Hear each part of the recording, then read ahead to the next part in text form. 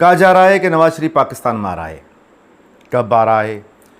कुछ लोग कह रहे हैं कि अक्टूबर में आ रहा है, कुछ लोग कह रहे हैं कि दिसंबर में आ रहा है। आ रहा है तो क्यों आ रहा है?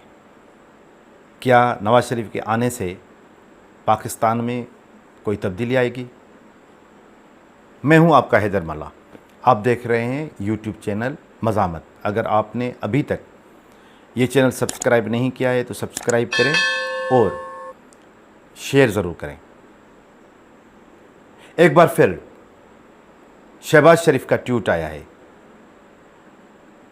कि नवाज शरीफ अक्टूबर में पाकिस्तान आ रहा है।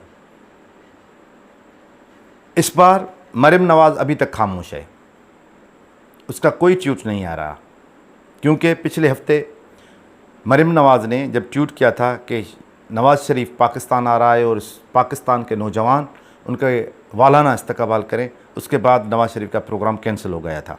तो शायद ऐसा लग रहा है कि अब नवाज़ शरीफ जब आएगा और वो कन्फर्म हो जाएगा, उसके बाद मरियम नवाज़ का ट्वीट आएगा।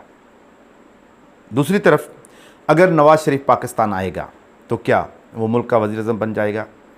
उसके आने से पाकिस्तान में कौन सी सियासी तब्दीली आएगी? ये बड़ा बहस हो रहा है। कुछ लोगों का ख्याल है कि जैसे ही नवाज़ शरीफ आएगा पाकिस्तान तो उनको कोर्ट और कचहरी में जाना पड़ेगा, और कम से कम 3 माह तो उनको चाहिए अपने आप को कोर्टों और अदालतों से इंसाफ मांगने में। जो नवाज़ शरीफ के पीछे केस लगे हुए हैं उन सारे केस को, नेब के केस हैं और कुछ और केस हैं, और एक ख़ास केस जिसमें नवाज़ शरीफ को नाअहल करार दिया गया 5 साल के लिए और वो मुल्क का वज़ीर आज़म नहीं बन सकता। तो ये जो अहम केस है, क्योंकि नवाज़ शरीफ जब पाकिस्तान आ रहा है तो उनको जहन में ये है कि वो पाकिस्तान जाके मुल्क का वज़ीर आज़म बनेगा, और कहा जा रहा है कि अब नवाज़ शरीफ का ये ज़िद्द है पाकिस्तान की इस्टेब्लिशमेंट से और पाकिस्तान की सियासी पार्टियों से कि आपने यूसुफ रज़ा गिलानी को नाअहल करार कर दिया और आज तक आप मुझे नाअहल करार दे रहे हैं, तो कल किसी और को करार देंगे, तो इस नाअहली के ख़िलाफ़ वो कोर्ट में जाएगा और उसको अपने पसंद का जज चाहिए जो उसके लिए ये फ़ैसला करे कि नवाज़ शरीफ के साथ ज़्यादती हुई थी और वो नाअहल नहीं है। इस सारे जो कोर्ट कचहरी के मामलात होंगे, इसमें जो भी टाइम लगेगा, इस दौरान नवाज़ शरीफ अगर पाकिस्तान में भी रहेगा तो वो मुतहरिक नहीं रहेगा, कोई इलेक्शन कैंपेन चलाने की पोजीशन नहीं रहेगा, और वो डेली के बेसिस पे उसको तकरीबन इस्लामाबाद और लाहौर के कोर्टों में जाना पड़ेगा।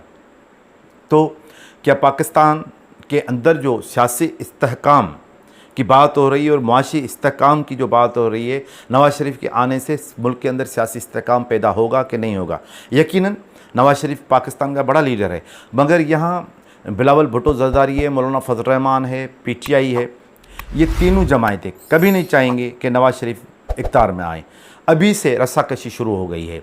बिलावल भुट्टो कहता है कि 90 दिन के अंदर इलेक्शन हो जाए, PTI कहती है कि 90 दिन के अंदर इलेक्शन हो जाए, और अमेरिका भी कहता है कि इलेक्शन अपने आइनी मुद्दत में 90 दिन के अंदर हो जाए। और ये 90 दिन के अंदर इलेक्शन कम से कम नून लीग और नवाज़ शरीफ को सूट नहीं कर रही है।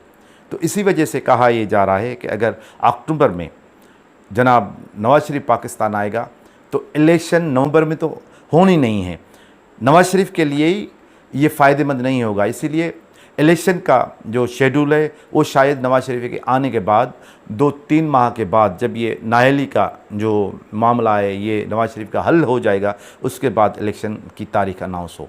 तो ऐसा कह सकते हैं आप और हम कि पाकिस्तान में अब इलेक्शन की तारीख नवाज़ शरीफ के मर्ज़ी से अनाउंस होगी।